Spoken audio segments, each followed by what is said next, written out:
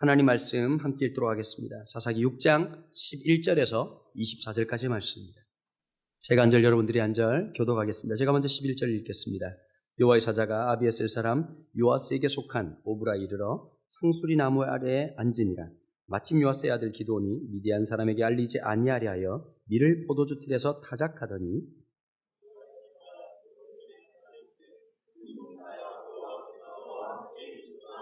기드온이 그에게 대답하되 오 나의 주여, 여호와께서 우리와 함께 계시면 어찌하여 이 모든 일이 우리에게 일어났나이까?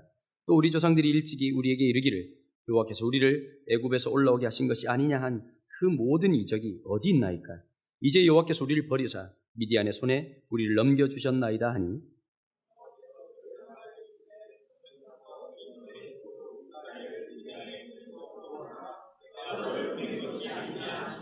그러나 기드온이 그에게 대답하되 오 주여, 내가 무엇으로 이스라엘 구원하리까? 보소서, 나의 집은 므낫세 중에 극히 약하고 나는 내 아버지 집에서 가장 작은 자니이다 하니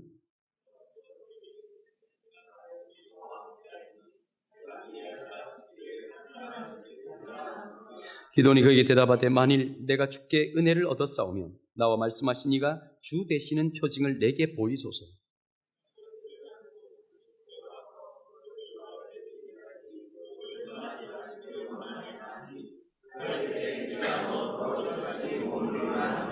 기드온이 가서 염소 새끼 한 마리를 준비하고 가루 한 에바로 무교병을 만들고 고기를 소쿠리에 담고 국을 양푼에 담아 상수리 나무 아래 그에게로 가져다가 드리매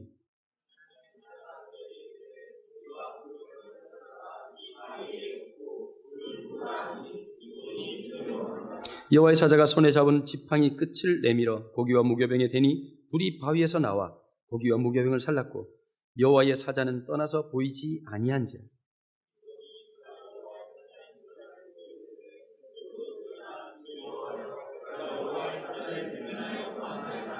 여호와께서 그에게 이르시되 너는 안심하라, 두려워하지 말라, 죽지 아니하리라 하시니라. 기드온이 여호와를 위하여 거기서 제단을 쌓고 그것을 여호와 샬롬이라 하였더라. 그것이 오늘까지 아베셀 사람에게 속한 오브라에 있더라. 아멘. 사사 기도원 첫 번째 시간입니다. 영웅 본색이라는 제목으로 이무시 목사님 말씀 전해주시겠습니다. 기도하겠습니다. 하나님 감사합니다. 사랑하는 주님의 백성들이 주님의 이름으로 이 자리에 모이게 하신 것 감사합니다. 주님의 은혜가 아니면 세상이 잡아당길 힘이 얼마나 강한지, 또 우리 육신의 자아가 얼마나 강력한지 하나님을 향하여 한 걸음도 나아올 수 없습니다. 오늘 이 시간 주님을 기억하고 주님의 예배 장소를 기억하고 시간을 기억하며 방향을 바꾸고 올라온 저희들을 주님 축복해 주시니 감사합니다. 이 시간에도 주님 앞에서 우리의 마음을 열어놓습니다. 우리의 마음판에 주의 말씀을 새겨주시옵소서. 그리고 그 말씀대로 한 걸음이라도 행하기를 원하는 심령을 주시고 한 걸음 행할 수 있는 은혜도 더하여 주시옵소서. 예수님 이름으로 기도드립니다. 아멘. 중국에서 역사를 기록하거나 어떤 사람의 일생을 기록할 때 쓰는 그 기록 방법 중에 춘추필법이라는 것이 있습니다. 그런데 성경에서 한 사람의 생애나 하나님의 역사를 기록할 때 쓰는 그 기록법이 좀 독특합니다. 그래서 저는 그냥 거기에 빗대어서 구원필법 이렇게 얘기를 합니다만은 신학자들은 뭐라 그러냐? 신명기 사관 이렇게 얘기를 합니다. 하나님의 관점에서 과거를 돌이켜보고 미래를 내다보는 그 역사를 바라보는 관점을 가장 먼저 원형적으로 보인 사람은 모세였습니다.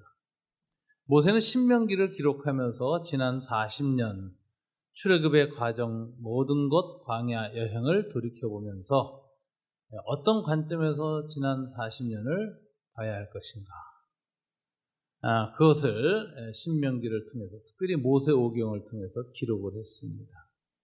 그 관점은 하나님의 구원, 인간이 타락하고 연약하고 하나님을 계속 부정하고 배신했음에도 불구하고 하나님께서 사람에게 찾아오셔서 사람과 더불어서 하나님의 역사를 이루어 갔다라는 것을 깨닫고 그런 관점에서 모든 역사를 회상합니다. 이것이 원형이 되어서 그 후에 모든 선지자들의 역사 기록의 한 틀이 되었고, 그것이 신약 성경까지 쭉 이어졌는데, 이게 이제 신앙적 관점. 특별히 학자들은 구체적으로 신명기 사관, 또 어떤 사람들은 신명기 학파 이런 말까지 하는데, 그런 독특한 관점이 생겼습니다. 근데 특별히 사사기 같은 경우가 그런 관점에서 보면 굉장히 독특한 책이라고 할 수가 있습니다.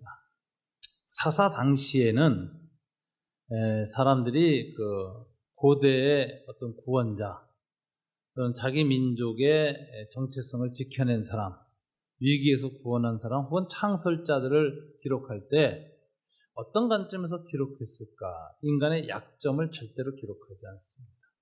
그 이유는 그 고대 영웅들은 다들 그 영웅을 종교시하고 숭배시하는 종교 공동체의 지도자 혹은 신으로 신격화되어 있거나 한 국가나 민족의 신, 수호신으로 숭앙되어 있기 때문에 그래요. 약점을 절대로 기록하지 않습니다. 예를 들면 호모가 쓴 일리어드 오디세이 같은 데도 보면은 고대 영웅들은 대단히 탁월한, 아주 당대 최고의 탁월한 사람들이었을 뿐만 아니라 그 탁월성이 단순히 인간적인 차원을 넘어선 사람들이에요. 대부분 신 혹은 신과 연관된 사람들이죠.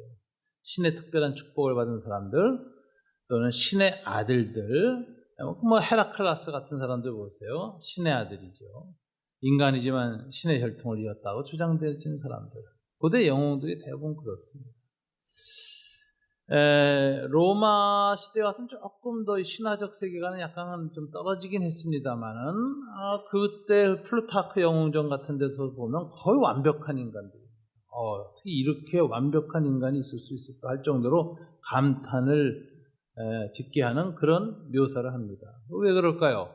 그들은 그들의 공동체를 유지시켜줄 수 있는 거의 신격화된 존재로서 숭앙되기 때문에 그렇게 그들의 영웅을 묘사했습니다. 고대 영웅 설화 기록들 이런 것들을 다 보면은 영웅이 각색되어 있어요. 신 혹은 신적인 인간으로. 근데 성경만 당대 문헌, 당대 사람들보다 훨씬 더 오래된 기록인데도 그런 기록이 없습니다. 영웅으로 각색되지 않고 영웅의 본색을 드러내고 있습니다. 그래서 제가 이걸 영웅 본색이라고 했는데, 아주 인간적인 약점, 또 참 비극적인 어떤 승리를 했고 나서도 나중에 그 승리가 오히려 독이 되어서 비참한 최후를 맞이하는 모습들 아주 적나라하게 기록합니다. 아브라함 같은 사람이나 다윗 같은 사람들조차도 이스라엘의 아주 그 언약의 조상들 아닙니까? 아브라함과 다윗의 자손 예수 그리스도의 세계라라고 말할 정도로 모든 그들의 역사의 총 대표가 되는 인물, 아브라함과 다윗. 이런 사람의 기록도 보면 그들의 누추한 점, 비겁한 점, 그리고 탐욕, 이런 것도 다 기록하고 있고, 그들의 생의 흥망성쇠가 아주 잘 리얼하게 기록되어 있습니다. 이런 리얼리티 기록은 사실 우리에게 오늘날 우리들은 굉장히 익숙한 것이지만 인류 문명사에 보면 불과 200년 전에도 이런 기록이 없었다는 거 아시죠? 리얼리즘이라는 이 인간에 있는 현실을 그대로 그리자라고 하는 것, 이것은 200년 이전부터 시작되었습니다. 그 전까지도 낭만주의라고 해가지고 굉장히 아름답게만 그렸어요.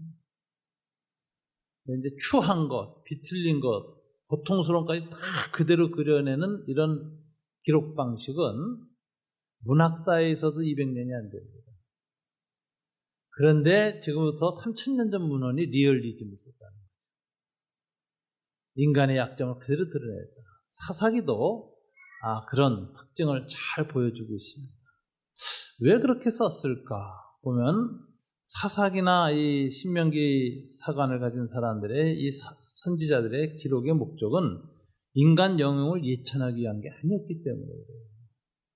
하나님이 어떻게 인간을 사랑하셨고 구원을 베푸셨고 끊임없이 인간의 배신과 연약함과 죄성에도 불구하고 하나님이 개입하셨는가를 드러내기 위해서 거기에 초점이 맞춰져서 계시적 사관으로 글을 쓰다 보니까 인간을 필요 이상으로 각색할 필요가 없었어요.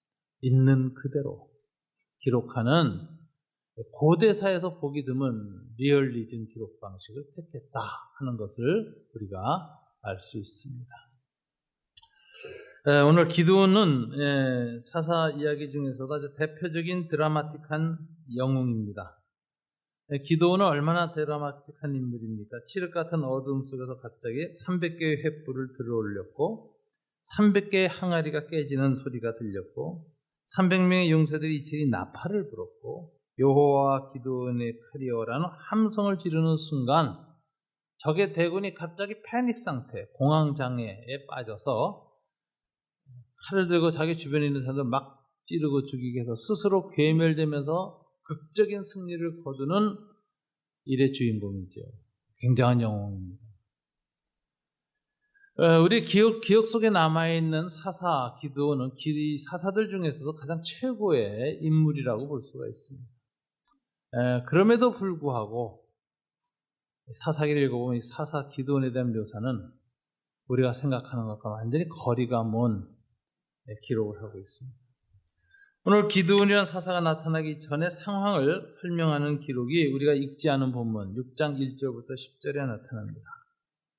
6장 1절부터 10절의 기록을 가만히 보면 그 앞에 있던 사사 등장의 배경 기록과는 굉장히 다르다는 걸 볼 수 있습니다.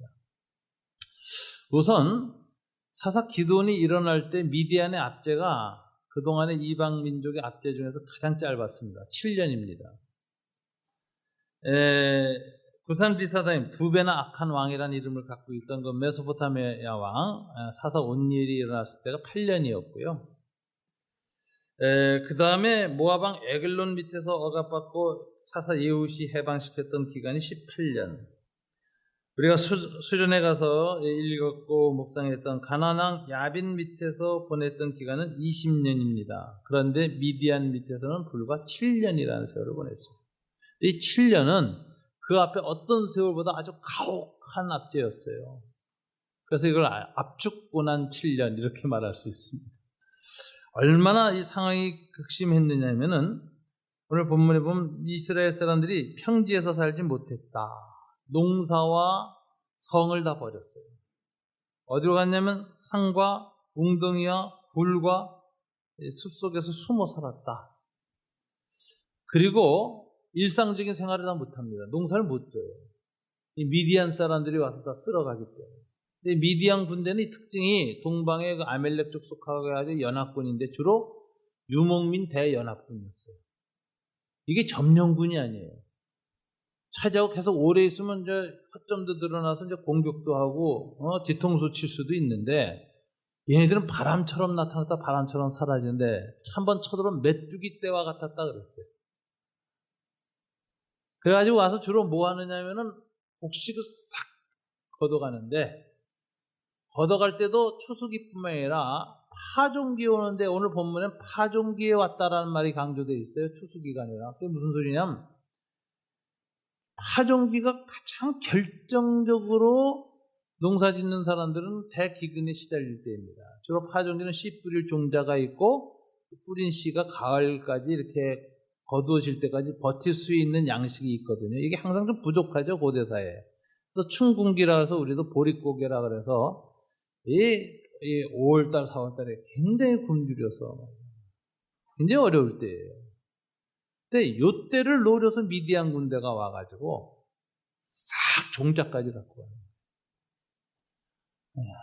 겁탈하고 약탈하고 그다음에 소떼, 양떼 것까지 싹 잡아갑니다. 그래가지고 소위 말하는 농사 재생산이 될 수 있는 기초를 파괴해버리니까 이걸 7년 당하고 나니까 굶어 죽었다는 거예요. 기아라는 거예요.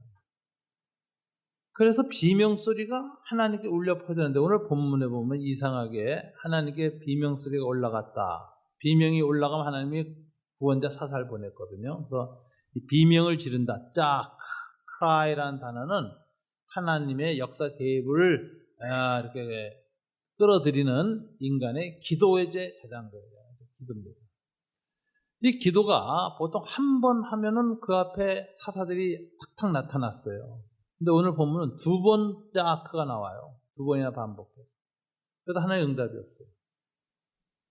그래서 7년 기간이 얼마나 고통스러웠는지. 저는 두 번이나 울부짖었다. 부모가 자식이 자기 품 안에서 굶어 죽어가서 그렇게 숨을 거두는 걸 볼 때 그 얼마나 하늘을 향한 사무친 원한 비명이 있겠습니까? 그 비명이 막 하늘을 찌르고 올라가는데도 하나님 응답 안 했다는 거예요. 그전에는 한 번 올라가면 바로 사사 나타나는데 성령이 임하시고 사사가 나타나는데 안 와요. 이스라엘에서 또 부르짖었더니 두 번째는 사사가 안 나타나고 이번에 나타난 것은 사사가 아니라 사자, 선지자가 나타납니다. 선지자가 나타나서 무슨 얘기를 하느냐. 6장 8절부터 9절이죠. 읽어볼까요?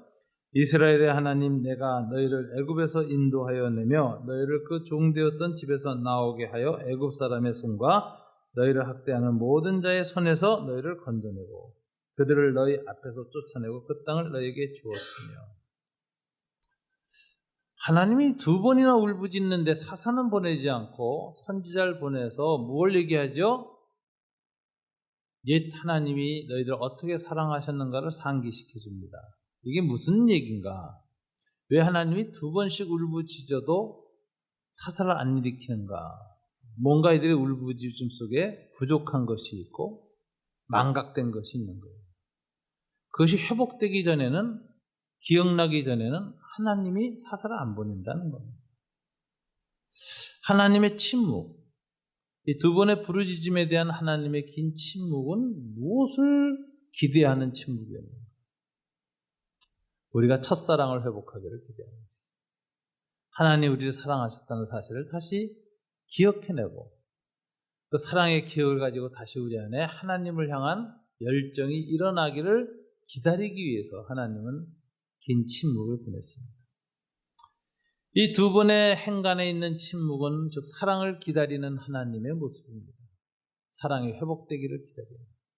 이 당시 이스라엘은 또 여호와의 목전에서 악을 행하여 죄악을 범하는 패턴을 반복했지만 이번 기드온 사건 직전에 하나님이 발견한 것은 단순한 죄를 반복하는 정도가 아니라 그 뿌리 속에 완전히 근본적인 것조차도 망각해버렸다는 사실을 보신 겁니다.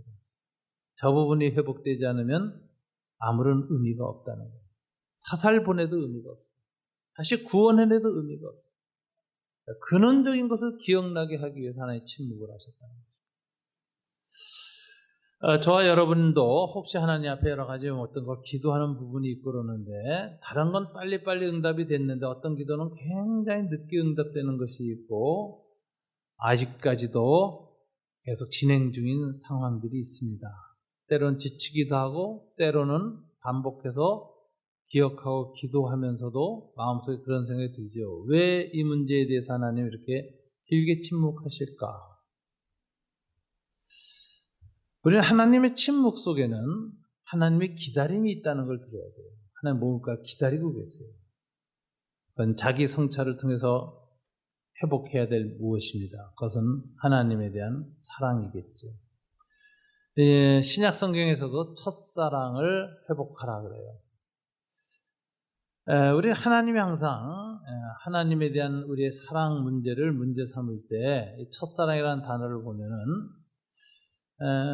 우리는 스스로 그렇게 생각합니다. 우리는 여전히 하나님을 사랑하고 있다. 사실입니다. 저와 여러분 하나님 여전히 사랑하고 있습니다. 그러나 지금 현재 내 사랑하고 첫사랑하고 사이에는 중요한 게 한 가지 빠졌죠. 뭘까요? 열정이라는 게 빠졌어요. 사랑은 하는데 열정이 없어요. 저는 그렇게 눈만 마주 봐도 빨려 들어갈 듯하고 보고 나도 또 보고 싶고 만나고 싶고 함께 있고 싶은 열정이 얼마나 강한지. 저희 때는 통금 시간이 있었는데 통금 시간에 헤어지는 게 싫어서 결혼한 사람이에요, 제가. 하루 4시간이 못 견뎌서 결혼을 했는데 그게 열정이라는 거죠. 그러니까 하나님에 대해서도 마찬가지입니다.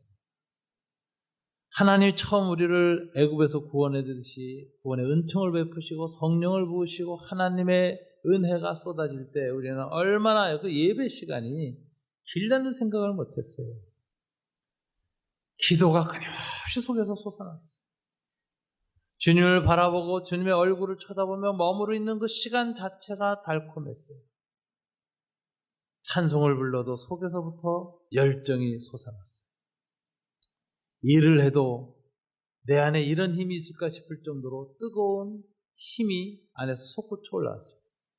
이걸 우린 열정이라고 그러고요. 이것을 첫사랑이라고 해요. 주님은 그 사랑을 기억하고 있습니다. 저와 여러분이 주님을 그렇게 사랑했던 때를 주님은 잊지 않고 있습니다. 그리고 그 사랑을 다시 보고 싶은 마음이 항상 있는 거예요. 그래서 회복하기를 기다리시는 거예요. 이게 하나님의 긴 침묵의 이유입니다. 그래서 이 하나님의 긴 침묵은 항상 우리한테 잃어버렸던 것을 다시 되살려보게 하는 성찰의 시간이라는 것이죠.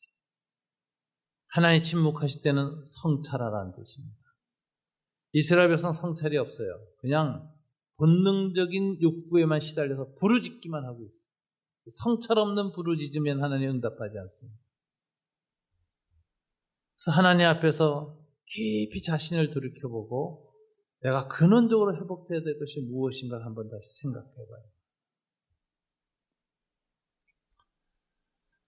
스데반 집사님이 마지막 운명할 때 보면은 그 열정을 가지고 생일 마감했다는 걸 알 수 있습니다. 돌에 맞아서 돌아가실 때 눈이 열렸는데 누가 보였냐면 보좌에서 일어나 계신 그리스도가 보였어요. 저는 그 장면을 생각할 때마다 항상 바르셀로나 올림픽 장소를 생각합니다. 그때 마라톤에서 우리나라 선수가 1등을 했잖아요. 메인 스타디움에 딱 들었을 때 한 사람도 앉아 있었던 사람 없었습니다. 대한민국 국민 다 일어나서 막 소리 질렀어요. 만세 부르고 이름 부르고. 스데반 집사에게 그런 일이 일어난 거죠. 생애 동안 하나님을 섬겨왔고 마지막엔 순교의 현장에서 끝까지 주님을 바라봤는데 스데반 집사님에게는 어떤 아픔이나 고통을 느끼지 못했어요. 오히려 주님을 향한 열정이 가득했어요. 왜? 눈에 주님이 보였기 때문에. 영안이 열린 거죠. 하늘의 메인 스타들이 보인 겁니다. 그래서 마지막 라스트 피치를 올린 겁니다. 뜨겁게. 메인 스타들 안에 탁 들어서는 순간에 청중들이 다 일어나서 소리를 지르기 시작합니다. 첫 주자가 들었을 때.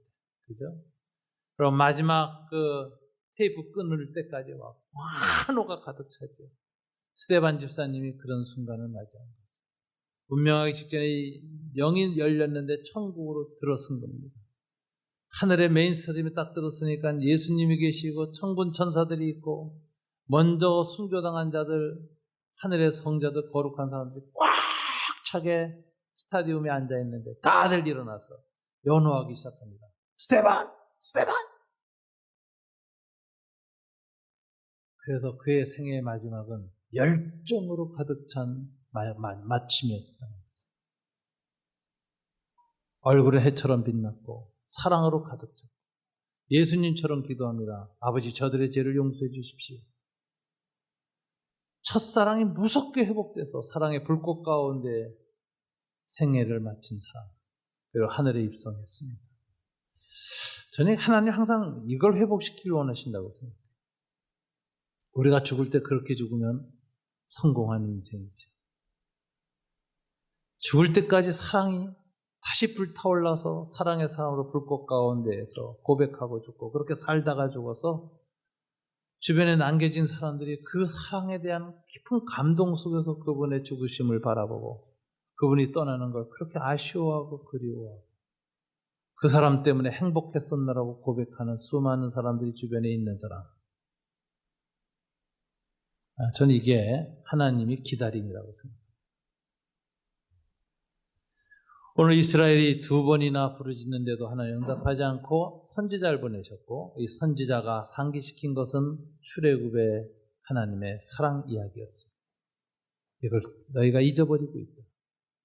이것을 기억해라. 이런 침묵의 시간이 지난 후에 드디어 오늘 본문 6장 11절부터 18절에 보면 기드온에게 하나님의 사자가 다시 나타나서 기드온을 사서로 부르는 일이 시작됩니다. 6장 11절에 보니까 호련히 여호와의 사자가 요아스라는 사람의 땅에 있는 오브라 지역의 한 상수리 나무 밑에 앉아 있었다고 합니다. 갑자기 어떤 사람이 상수리 나무 밑에 탁 나타났어요.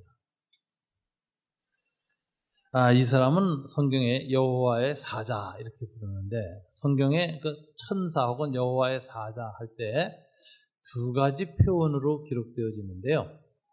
영어 성경은 이걸 벌써 해석을 통해 가지고 번역을 해놨어요. 그래서 정관사 더를 쓰는 번역이 있어요. The angel of the Lord, 주의 사자. 그리고 또 어떤 번역은 an angel of the Lord, 부정관사 써요. 이건 먼저 영어 성경은 해석을 한 거죠. The angel of the Lord는 하나님 자신입니다. 하나님 자신이, 여호와 자신이 여호와의 사자의 모습으로 나타난 때가 종종 있었죠. 아브라함에게 나타나서 소돔과 고모라로 가기 전에 나타나셔서 이삭이 태어날 걸 축복하고 하셨던 그 하나님. 그분은 아브라함하고 대화할 때 두 명의 천사는 같고 한 명은 남아서 대화할 때는 자기는 여호와로 얘기를 합니다. 모리아산에서 나타났던 여호와의 사자도 더 엔젤 오브 더 로드에 속합니다. 오늘 본문은 묘해요. 이 본문의 여호와의 사자는 때로는 자기가 여호와라고 얘기하지만 이 기드온을 보면은 여호와여 불러놓고 마지막에 보면 주의 사자가 뭐 이렇게 얘기를 해요. 그러니까 여호와 주의 사자가 구별되어 있어요. 그래서 이런 경우는 on angel of the Lord에 속한다 이렇게 보는 거예요. 그러니까 하나님의 사자가 와서 하나님의 말씀을 직접 화법으로 여호와께서 직접 말씀한 직접 인용으로 말한 거지만 그 하나님의 사자는 하나님 여호와 자신은 아니다 라고 얘기하고, 이런 경우에는 부정관사를 써요. 하나님이 창조한 수많은 천사 중에 한 명. 이런 대표적인 케이스가 마리아에게 수태고지를 했던 천사, 이런 경우는 다 on angel of the Lord 이렇게 표현되죠. 오늘 바로 이 여호와의 사자가 상수리 나무 밑에 탁 앉았습니다. 그래서 뭘 바라보고 있느냐? 베낫의 포도주 틀에서 미디안 사람들의 눈을 피하여 숨어서 몰래 밀을 타작하고 있습니다. 이 당시엔 포도주 타작 시기가 아니에요. 포도 열매는 끝났어요. 그래서 포도즙은 미디안 사람들이 포도주 틀은 수색하지 않습니다. 그래서 밀밭에서 밀타작을 못해요. 미디안 사람들 뺏기고 약탈당할까봐. 밤에 몰래 포도주 틀에다가 옮겨다 놓고 베낫에 이제 타작을 하고 있는 거예요. 그러니까 얼마나 두려움이 극심했는지 이 기드온이 거의 공포를 늘 일상적으로 느끼면서 살아가고 있는 모습을 보여주고 있습니다. 일상성 속에 숨어든 공포, 이게 기드온의 모습에서 나타나고 그 공포 가운데에서 살아가는 삶의 모습을 타작하는 장면으로 보여주고 있습니다. 이 기드온을 향하여 여호와의 사자가 뭐라고 얘기했는가? 오늘 본문에 보면 이렇게 말하죠. 큰 용사여 여호와께서 너와 함께 계시도다. 굉장히 안 어울리는 말이에요. 큰 용사여. 지금 숨어서 덜덜 떨고 밀타작하고 있고 눈은 두려움에 가득 차 있는데 여호와의 사자가 큰 용사여라고 불렀고, 여호와께서 너와 함께 계시는도다라고 소위 임마누엘 축복을 합니다. 자, 이 하나님의 부름에 대해서 기드온의 모습은 어떤 반응을 보이고 있을까요? 우리가 기대하는 놀라운 믿음의 사람 혹은 믿음의 영웅의 모습은 전혀 없습니다. 오늘 기드온의 모습은 한 7가지로 정리할 수 있는데요. 굉장히 놀랄만한, 말하자면 아주 자신에 대해서 부정적인 사람, 하나님에 대한 믿음이 얄짤없는 사람입니다. 우선 첫 번째는 11절에 나오는 대로 대낮에도 숨어서 밀을 타정하던 일상적 공포에 시달리는 사람이에요. 공포가 일상화된 사람. 우리가 상상할 수 있죠. 어디 나서나 자신감도 없고 무슨 일을 시도하기도 원하지 않고 뭘 해봐야 모르게 그냥 쭉쭉 하다 마는 공포가 일상화된 사람이었다라는 게 첫째 나오고요. 두 번째, 6장 13절 상반절입니다. 무슨 얘기가 나오냐? 하나님이 그대와 함께 계신다라는 천사의 선포 앞에서 이게 무슨 소리냐? 하고 즉 회의적인 반응을 보일 뻔하되 냉소적으로 불평과 불만을 쏟아냅니다. 아니 하나님이 함께 계셔? 하나님이 함께 계시 이런 일이 일어나요? 그런 소리 할 상황이요 이게? 비웃는 거요? 뭐 이런 식으로 조금의 믿음도 없습니다. 여러분 A 보세요. 13절 A. 다시 읽어볼까요? 기드온이 그에게 대답하되 오 나의 주여 여호와께서 우리와 함께 계시면 어찌하여 이 모든 일이 우리에게 일어났나이까? 하나님이 함께 계시다고요? 하나님이 함께 계실 리가 있어요? 지금 일어나고 있는 일을 보세요. 어디 하나님이 우리하고 함께 하시다 그래요? 그리고 짜증 섞인 불평과 불만이 뭐 다짜고짜 튀어나와요. 건드리면 튀어나와요. 아주 신경질적인 사람. 하나님 얘기만 들으면 승질이 나는 타입. 거의 믿음은 파괴 상태입니다. 세 번째, 조상들이 전해준 출애굽의 이적을 조금도 믿지 않는 사람입니다. 13절 B 보세요. 읽어볼까요? 또 우리 조상들이 일찍이 우리에게 이르기를 여호와께서 우리를 애굽에서 올라오게 하신 것이 아니냐 한 그 모든 이적이 어디 있나이까? 이적, 기적, 출애굽 어디 있어요? 그런 일이 어디 있어? 이적에 대한 철저한 불신. 더군다나 그의 모습은 자기 자신에게 자포자기한 절망의 사람이었습니다. 13절 C 보세요. 읽어볼까요? 이제 여호와께서 우리를 버리사 미디안의 손에 우리를 넘겨주셨나이다. 버렸다. 난 버림받은 존재야. 우리 민족도 버림당했어. 하나님이 버렸어. 근데 무슨 하나님이 뭐 함께 하신다고 그래. 철저한 절망 속에서 하나님을 향해서 마음이 다친 사람이에요. 기드온은 믿음의 영웅의 모습은 조금도 없습니다. 그런데도 이런 부정적인 기드온, 절망해버린 다친 사람 기드온을 향해서 하나님이 다시 격려합니다. 그리고 그를 통해서 이스라엘 구원하라고 사명감을 불러일으킵니다. 그때는 뭐라고 대답합니까? 6장 14절 15절 다 같이 읽어볼까요? 여호와께서 그를 향하여 이르시되 너는 가서 이 너의 힘으로 이스라엘을 미디안의 손에서 구원하라.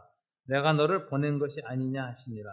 그러나 기드온이 그에게 대답하되 오 주여 내가 무엇으로 이스라엘을 구원하리이까?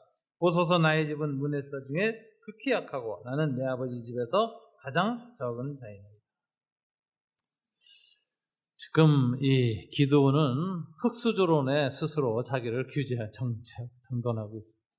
나는 므낫세 집에서 가장 약하고 문벌도 그렇고 그 형제 중에서도 가장 못난 사람입니다. 이 나고자 자아상, 루저죠. 요즘 말로 하면 찌질이가 된 거예요. 뭐 나보고 내 힘으로 가서 뭘 구원하라고 이게 무슨 소리야 이게? 난 이런 사람인데 자기 자신의 자아상이 굉장히 어그러져 있습니다. 최근에 독일의 한국 철학자가 글을 하나 냈는데 그 독일 철학계를 뒤집어 놨죠. 그래서 아마 독일 철학계가 가장 주목받는 철학자가 되는 분이 있는데 한병철 선생님. 그분의 쓴 책은 피로사회라는 책입니다. 그 책을 목회 신학에서 저보고 서평을 써달라고 해서 제가 이제 그 철학책을 다시 읽어가면서 서평을 쓰면서 정말 잘 썼다는 생각이 들었어요. 오늘 우리를 너무 잘 보여줍니다. 그러면 이런 얘기를 해요. 18세기, 20세기는 이성, 법칙, 질서가 존중받던 사회예요. 그래서 그런 사회를 규제사회라고 해요. 질서를 유지하는 통제가 일어나는 사회예요. 그래서 그 사회에는 사회적 성취도 하고 잘 먹고 잘 살려면 어떻게 해야 되느냐? 그 법칙을 잘 따르면 돼요. 근데 21세기 들어서면서부터 갑자기 다 무너졌어요. 그래서 포스트 모던 상황으로 들어왔어요. 이제는 일정한 원칙도 없습니다. 법칙도 없습니다. 규칙도 없습니다. 다인종 사회, 다문화 사회, 다양성의 사회가 됐습니다. 한 가지 법칙이 모든 것을 지배하지 않습니다. 이런 상황이 되니까 갑자기 체제 안에서 경쟁하던 사람들이 체제가 붕괴된 현실 속에서 그것이 자유라고 말하지만 자유보다는 오히려 더 무서운 무한 자유 경쟁으로 다가왔어요. 이런 사회에서 살아남을 것은 믿을 수 있는 게 없습니다. 믿을 수 있는 규칙도 체제도 시스템도 없습니다. 오직 남은 건 나 하나뿐이에요. 그래서 이 사회에 살아남기 위해서 무슨 일을 시작했느냐? 자기 자신을 개발하는 일에 집중합니다. 그래서 한병철 씨는 규범사회, 규제사회의 규범이 철파된 후에 생긴 그 자유가 오히려 자기 자신을 착취하는 결과를 갖고 왔다. 그전에는 남하고의 상대적 경쟁이었지만 이제는 자기 자신을 무한하게 개발해야만 살아남을 수 있는 절대 경쟁의 시대로 들어섰다. 이제는 자본가가 나를 갖다가 일하도록 독촉하는 것이 아니라 내가 내 인생의 경영되어야 되고 내가 내 인생의 주인이 돼서 나 자신을 무한히 개발하도록 남과의 경쟁성을 갖춘 인간이 되라고 나를 훈련시키고 유도하고 자극하기 때문에 그 결과로 인간은 자기 자신에 대한 무한한 착취에 시달리게 되었다. 경쟁은 어디까지 가는 걸까요? 2위는 없다는 거죠. 2등은 없다. 1등과의 무한한 경쟁 속에서 하면 할수록 절망을 느끼고 자기 한계를 느끼게 되고요. 심지어는 인공지능까지 나온 시대가 돼버리니까 근육이 로봇보다 더 세야 돼요. 터미네이터로 변하지 않으면 져요.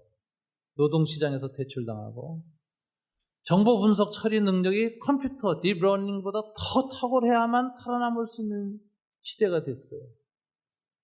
거기까지 우리를 개발시켜야 돼요.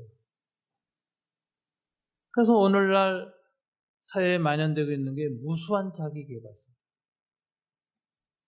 자기개발서를 계속 읽으면서 자기를 계속해서 개발시키는 과정을 통해서 인간은 너무 자기 착취가 과잉하게 되고 그러면서 인간은 점점 깊은 피로에 시달리고 있다. 그래서 이 자기 착취가 과잉된 사회의 특징은 깊은 피로감과 우울증만이 되는 거예요. 약을 먹기 시작해요. 방글라데시는 약 안 먹어요. 서구 사회나 약 먹어가면서. 왜냐하면 경쟁에서 지고 있고 이 자기 착취의 과정에서 스스로가 나고자가 되니까 그 우울감을 못 견디는 거예요. 또 인생은 너무 피곤하다는 것에 끊임없이 압박감이 시달려요. 이 피곤이 무의식까지 내려가면 잠이 안 와요. 그래서 수면제 먹기 시작해요. 졸피뎀.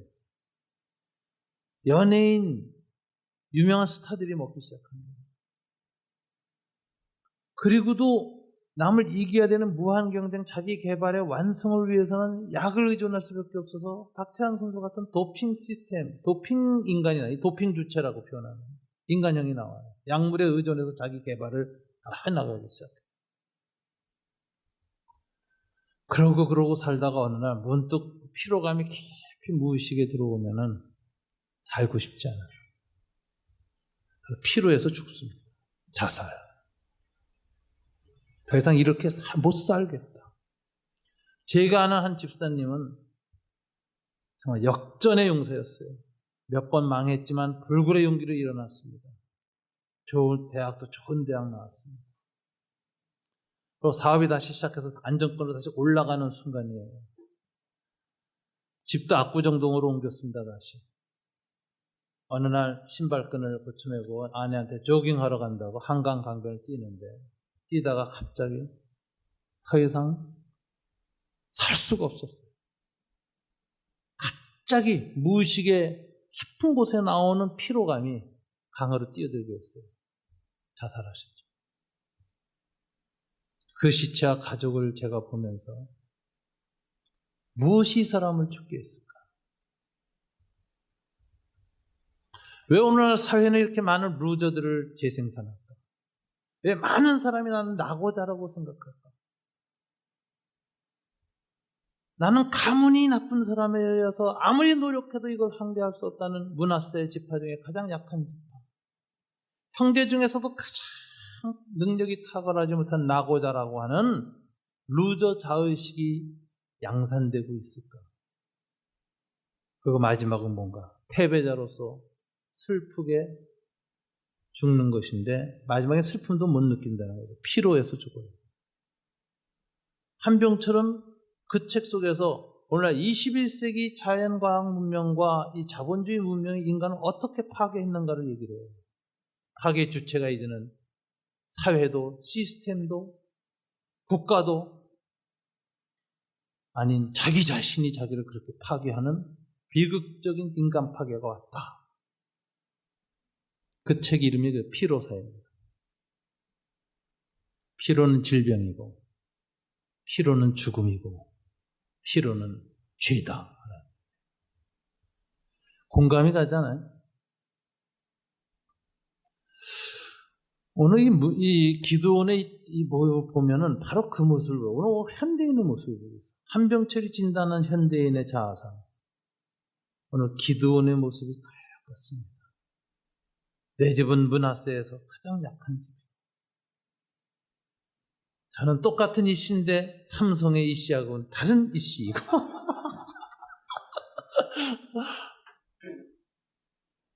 형제 중에서도 제일 못났습니다. 그러면서 하나님이 하는 말 안 믿기는 거예요.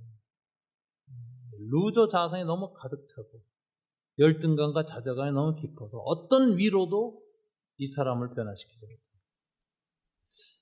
이 상태가 계속됐으면 기도원 같은 경우도 아마 우울증에 시달리다가 수면제 먹다가 무의식적으로 자살하는 거예요. 졸피뎀 그 부작용이 무의식 속에 자살하더구나. 졸피뎀이 그 부작용이 나타난 거 보니까는 그것이 알고 싶다에 나왔잖아요, 분석이. 나중에 그 목욕탕에 가서 이렇게 끈매다 그렇게 자살해 죽는데 자기가 죽는 줄 모르고 죽어요. 근데 그건 무의식의 자살 충동이에요. 자기 의식을 갖고 죽지 않더라고요. 그냥 그게 바로 인간이에요. 자기 파괴가 일어난 인간의 마지막 정말 무서운 일. 케르케가 얘기한 죽음에 이르는 병, 권태가 아니라 피로다. 오늘날 죄가 피로라는 현상으로 다가옵니다. 이 피로 재생산 시스템이 얼마나 큰지 모든 사람이 여기서 벗어날 길이 없는 상황이 지금 몰려 있습니다. OECD 국가에서 자살률 최고 1위 우리나라죠. 청년 실업률 세계 1위 우리나라입니다. 행복감 가장 낮은 나라 중에 하나입니다. 우리 사회는 서구가 100년, 200년에 걸쳐서 피로를 쌓아갔는데 우리는 50년에 집중 피로를 쌓았는데 미디안 집단 집중 7년 고난하고 똑같이 우리 신경계통이 다 무너지고 있어요. 지금. 예민해져 있고 짜증나 있고 파괴되어 있고 분노와 좌절 가운데 시달리고 있어요. 건강한 정신 가진 사람이 드물어요. 이런 사회에서 하나님이 어떻게 하셨는가? 오늘 본문에 보니까 하나님은 또다시 그에게 임마누엘을 선포하며 그가 미디안을 무너뜨릴 것을 약속합니다. 6장 16절이죠. 여호와께서 그에게 이르시되 내가 반드시 너와 함께 하리니 네가 미디안 사람 치기를 한 사람 치듯 하리라 하시니라. 여기에서 기도원이 뭐라고 반응합니까? 6장 17절 다 같이 읽어볼까요? 기도원이 그에게 대답하되 만일 내가 주께 은혜를 입었사면 나와 말씀하는 씨가 주 되시는 표징을 내게 보이소서. 이 말은 무슨 소리냐? 점잖게 말한 거지만 당신 사기꾼 같은데 하나님인 걸 내가 어떻게 믿어? 하나님처럼 말하는데 말이야. 근데 당신이 하나님이라는 걸 입증을 해봐. 못 믿겠어. 아주 극도의 인격적 불신이죠. 하나님에 대해서. 자, 이 의심에 대해서 하나님이 표적을 행하십니다. 이게 하나님 이상입니다. 전 하나님이 왜 이런 인간을 사용하시나? 하나님 인간의 절망을 아시는 분이에요. 인간의 절망이 어디까지 갈 수 있는 걸 아세요. 그래서 그 인간에 대한 연민이 있으세요. 꺼져가는 등불을 안 끄시는 하나님. 상한 갈 때 바람 한 점에도 툭 꺾일까봐 보호하시는 하나님. 인간의 마지막 절망을 하신다. 하나님. 하나님이 예수님으로 이 땅에 오셔서도 바로 그 절망의 마지막 끝까지 가셨잖아요. 이 하나님. 이 하나님이기 때문에 기드온이 이런 극단적인 절망감과 의심과 불신과 마지막엔 하나님의 존재 자체에 대한 인격적 회의를 노골적으로 표명해도 하나님은 거기에 상처 안 받고 그를 회복시키기로 작정하십니다. 그래서 이제 하나님이 기드온 보고 먹을 걸 갖고 오라. 그러니까 기드온이 열심히 가서 혹시나 무슨 표징이 나타날까 하는 마음도 생겨서 하여튼 염소와 음식 무교병을 만들어 갖고 와서 국을 끓여 갖고 왔더니 바위에다 딱 얹으라 그래요. 그래갖고 바위 식탁에서 잡수실 줄 알았더니 안 잡수시고 국을 부으라 그럽니다. 국을 확 부었어요. 그리고 지팡이를 딱 대시는데 이제 이 부분이 굉장히 묘한 부분이에요. 이 부분 대부분 주석가들이 주석이 안 해요. 그런데 불이 지팡이 끝에서 확 나오면 이분이 하나님인 표징이 나타나는 거죠. 지팡이 끝에서 불이 안 나와요. 딱 갖다 댔는데 이 지팡이가 아마 가스라이터 같아. 탁 쳤는지 불이 어디서 나는 바위에서 나옵니다. 확 살라고. 왜 하나님이 자기가 주님이신 표적, 사인을 이렇게 특이하게 하세요? 전에는 보통 하늘에서 불이 떨어졌거든요. 주님한테서 불이 직접 나왔다고. 이 케이스는 너무 특이한 거예요. 그래서 아더 핑크나 헌터 같은 사람들의 주석은 이 사람들이 이제 알레고리 해석을 했는데 쓸만한 부분이 있어요. 이렇게 얘기해요. 이 바위는 기드온을 상징한다. 전혀 불을 낼 수 없는 존재. 변화가 일어날 수 없는 존재다. 거기에 하나님의 지팡이가 닿는 순간에 능력이 지팡이에서 나오지 않고 바위 같은 기드온에서 나와가지고 하나님께 제물을 드리게 된다. 그래서 이 지팡이와 바위는 하나님과 기드온의 상태를 대비해 주는 것이고 불이 지팡이에서 나오지 않고 바위에서 나왔다는 것은 이 바위 같은 기드온을 하나님이 이렇게 끝까지 하나님의 능력의 사인, 시그널, 어떤 표적, 하나님이 살아있던 것을 보여주는 존재적인 어떤 변화로 다 만든다는 거예요. 그래서 이 체험을 구약에 나타난 세크레멘탈 이벤트, 즉 성례전적 사건, 떡과 잔에 주님이 임재하듯이 기드온 위에 임재하셔서 떡이 주님의 피가 되고 떡이 주님의 살이 되고 포도주가 주님의 피가 되는 것 같은 표적이 나타났다. 기드온 자체가 하나님의 보리떡이 됐다. 표적이 됐다. 인생 자체. 그렇게 하겠다고 하나님이 의지를 보여준 사건이 바위에서 풀이 솟아난 것입니다. 네, 상당히 쓸만한 알레고리죠. 자, 이 사건을 겪으면서 드디어 기드온은 자기 앞에 있던 이분이 진짜 하나님이라는 걸 깨달았습니다. 그래서 그가 뭐라고 부르짖습니까? 6장 22절이죠. 다 같이 읽어볼까요? 기드온이 그가 여호와의 사자인 줄을 알고 이르되 슬프도소이다 주 여호와여 내가 여호와의 사자를 대면하여 보았나이다 하니. 왜 슬프도소이다 주님을 대면해 보았다고 부르짖습니까? 죄인이 죄가 용서받지 않고 불신앙과 회의와 의심 속에서 하나님을 시험하다가 하나님의 존재를 대면하게 되면 바로 죽습니다. 그런데 안 죽으면 무슨 일이 일어난 거냐? 죄를 용서하신 거예요. 죄를 용서하셨을 때만 죄와 더불어 소멸당하지 않아요. 죄만 소멸하셔요. 이사야가 그런 체험을 했던 거 아니에요? 이사야의 입술에 제단 숯불이 와서 죄만 싹 태워버렸기 때문에 이사야가 정화돼서 다시 하나님의 선지자로 쓰임을 받죠. 오늘 기도는 바로 그 공포를 드러냅니다. 그런데 하나님이 뭐라고 말씀하시는가? 여호와께서 그에게 이르시되 너는 안심하라 두려워하지 말라 죽지 아니하리라 하십니다. 이것은 기드온이 지금까지 보였던 불신앙과 의심과 회의, 짜증, 자기 절망감 모든 것을 주님이 용서하셨고 제하셨다는 선언이에요. 그러자 기드온은 드디어 하나님에 대해서 가졌던 두려움, 세상에 대해서 가졌던 짜증, 원망 모든 것이 사라지고 하나님 안에서의 큰 평화를 누리기 시작합니다. 24절이죠. 다 같이 읽어볼까요?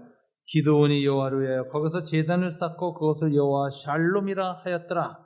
그것이 오늘까지 아비에셀 사람에게 속한 오브라에 있더라. 여호와 샬롬, 여호와는 평화이시다. 기드온은 드디어 그가 갖고 있던 삶의 모든 절망적인 깊은 어둠 속에서 벗어났습니다. 하나님의 용서, 사랑, 은총, 평화를 회복합니다. 기드온에게 임한 이 평화가 드디어 이스라엘에게 확대돼서 미디안으로부터의 평화를 누리게 되죠. 하나님이 기드온을 통해서 그의 심령 속에 큰 평안을 주시면서 이 평화를 그의 삶의 모든 영역에 확대시키기 시작하는 일을 시작하십니다. 오늘 사사기 기록을 통해서 우리가 마음속으로 생각할 것은 하나님은 영웅을 사용하지 않는다. 고대 신화체계에서는 제국의 창건자들과 현재 체제의 지배자들의 조상 기원이 된 사람은 다 신적 영웅이라고 주장하고 인간을 지배했습니다. 근데 성경의 메시지는 반대입니다. 하나님은 영웅을 사용하지 않는다. 기드온 같은 사람 사용한다는 거죠. 타고난 가문의 후광을 입은 사람들, 지식인들, 이런 사람들을 사용하지 않고 소위 금수저가 아닌 흙수저인 기드온을 사용합니다. 헬 조선을 구하기 위하여 하나님은 놀랍게도 금수저가 아니라 흙수저를 사용하기로 결심하신 하나님.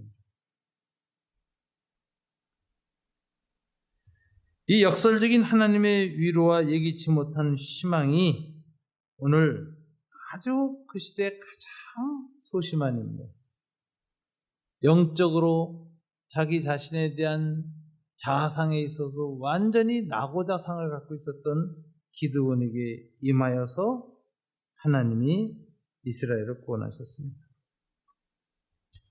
이것을 우리는 하나님의 흙수저 구원론이라 이렇게 말합니다. 이 이야기는 신약 성경에서는 확신을 갖고 쓴 사람이 바울입니다. 바울은 고린도전서 1장에서 보니까요, 당대의 로마, 그레코 로만 소사이어티, 대로마 제국이죠. 지중해 연안 문명의 북아프리카로부터 시작해서 소아시아, 터키, 그리스, 로마, 스페인까지, 그리고 더 넘어서 영국까지 진출하고 있었던 대로마 제국. 그 당시 최고의 문명 국가였습니다. 그레코 로만 문명이라고 해서 지중해 연안 문명을 창설한 이 세계를 이끌어가고 있는 로마의 영웅들이 앞으로 계속해서 세계를 이끌어가는 것이 아니다.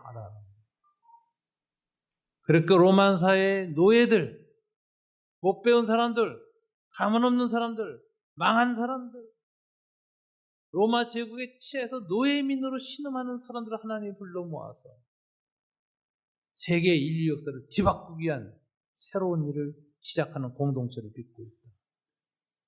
어떤 학자는 이 본문을 하나님의 위대한 반전, The Great Reversal이라고 표현했습니다. 우리 식으로 말하면 하나님의 뒤집어 엎기, 세계 뒤집어 엎기를 시작하신 것입니다. 초대교회를 통해서. 초대교회가 어떻게 구성됐는지 아십니까? 고린도전서 1장 26절부터 31절을 한번 우리가 읽겠습니다. 다 같이 읽죠. 형제들아 너희를 부르심을 보라. 육체를 따라 지혜로운 자가 많지 아니하며 능한 자가 많지 아니하며 문벌 좋은 자가 많지 아니하도다. 그러나 하나님께서 세상의 미련한 것들을 택하사 지혜 있는 자들을 부끄럽게 하려 하시고 세상의 약한 것들을 택하사 강한 것들을 부끄럽게 하려 하시며 하나님께서 세상의 천한 것들과 멸시받는 것들과 없는 것들을 택하사 있는 것들을 폐하려 하시나니 이는 아무 육체도 하나님 앞에서 자랑하지 못하게 하려 하심이라. 너희는 하나님으로부터 나서 그리스도 예수 안에 있고 예수는 하나님으로부터 나와서 우리에게 지혜와 의로움과 거룩함과 구원함이 되셨으니 기록된 바 자랑하는 자는 주 안에서 자랑하라 한가 함께 하려 한가 함이라. 여기 하나님께서는 우리가 갖고 있는 문벌이나 능력이나 지식이나 돈으로 자랑하지 말라. 그렇게 자랑하지 않게 하기 위해서 약한 자들을 통해서 세상을 구원하는 새로운 공동체를 빚기 시작한다고 얘기하시면서 자랑할 것이 있다면 주 안에서 우리의 사랑이 더 뜨거워진 것에 대해서 끝까지 절망에 넘어가지 않고 버텨낸 것에 대해서 기도해서 우울증 약 안 먹고 버텨낸 것에 대해서 안 죽고 살아있다는 것 자체 속에서 하나님의 능력과 힘을 체험하는 사람들, 이런 사람들을 통해서 새로운 세상을 빚을 것이다. 이렇게 2000년 전에 그 일을 하나님 하셨습니다. 오늘날에도 마찬가지입니다. 헬 조선은 헬 북조선, 헬 남조선이 있습니다. 이거 통일되면 2배나 더 악한 헬이 나와요. 이걸 극복하고 새롭게 하고 대반전을 이뤄낼 사람들을 하나님이 우리 사회에서 준비시키고 있다고도 생각할 수 있습니다. 그래서 흙수저를 사용해서 우리 민족을 구원하실 하나님이시고 남한의 흙수저를 사용해서 북에 있는 무너진 사람들을 회복시키실 하나님이시고 남북의 흙수저들을 사용해서 중앙아시아와 이슬람과 전 세계에 아직 고통받고 있고 있는 제3세계의 사람들을 하나님이 구원하도록 준비하시는 하나님의 역사의 대반전이 있습니다. 이런 사람들이 세상의 약한 자들을 위로합니다. 이런 사람들의 삶의 간증이 세상의 약한 사람들을 다시 강하게 합니다. 이런 사람들에서 역사하신 하나님이 세상을 구하시는 하나님. 우리 모두 약할 때 힘주신 하나님을 찬양하면서 우리가 다시 한번 하나님께 우리 자신을 의뢰합시다. 기도하겠습니다. 우리 다 같이 주님 앞에서 주님, 저는 기도원 이상으로 약합니다. 현실이 그렇습니다. 나와 함께 하시는 그 은혜를 다시 한번 누리게 하여 주시옵소서.